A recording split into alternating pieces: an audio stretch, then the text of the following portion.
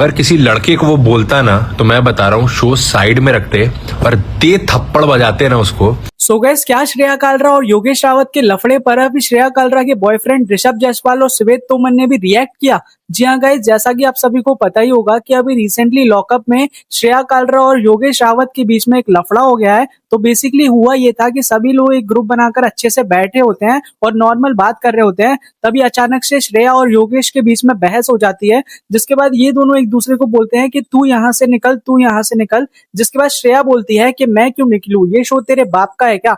जिसके बाद योगेश बोलता है तो क्या तेरे बाप का है, जिसके रिप्लाई में श्रेया बोलती है कि हाँ मेरे बाप का है। तो लास्ट में योगेश बोलता है कि पता नहीं कितने बाप हैं तेरे, जिस पर श्रेया भड़क जाती है और इन दोनों के बीच में लफड़ा हो जाता है।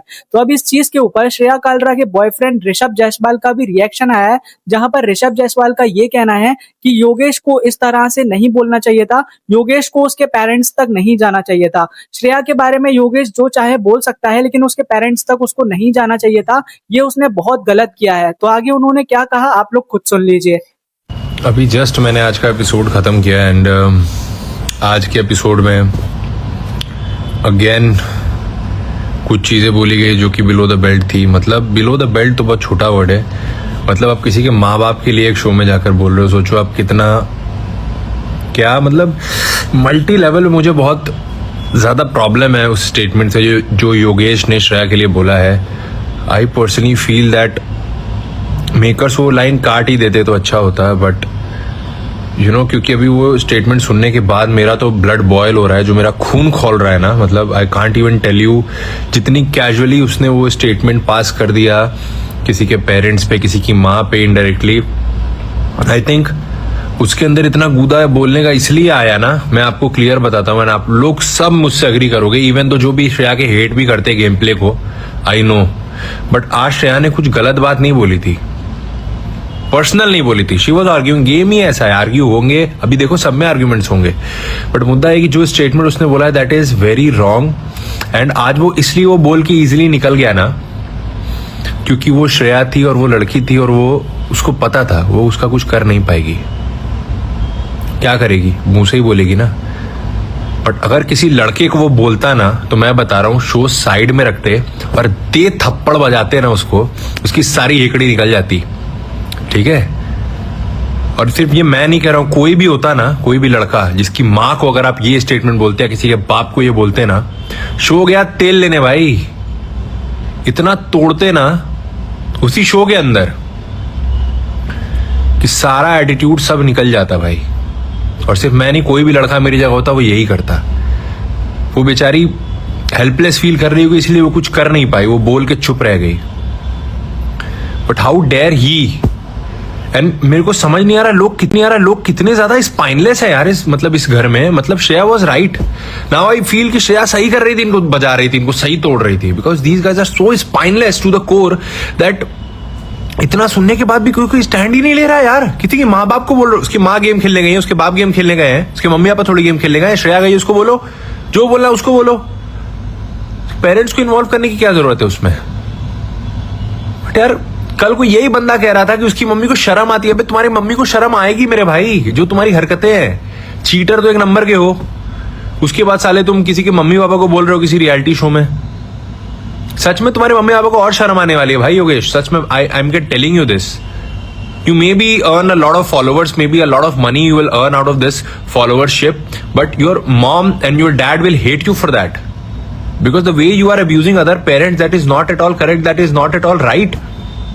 कोई भी चीज इसको सही नहीं बोल सकती मेरे भाई। एंड मेरे को समझ नहीं आ रहा, मेरे को इतना मेरा ब्लड बॉयल हो रहा है एंड मैं इतना हेल्पलेस फील कर रहा हूं कि ये बोल के निकल कैसे गया। मतलब मैं सच बता रहा हूं, ये अगर किसी और सीजन के बिग बॉस या किसी भी और रियलिटी शो में किसी लड़के को किसी ने भी बोला होता ना भाई, मैं सच बता रहा हूं क्या होता।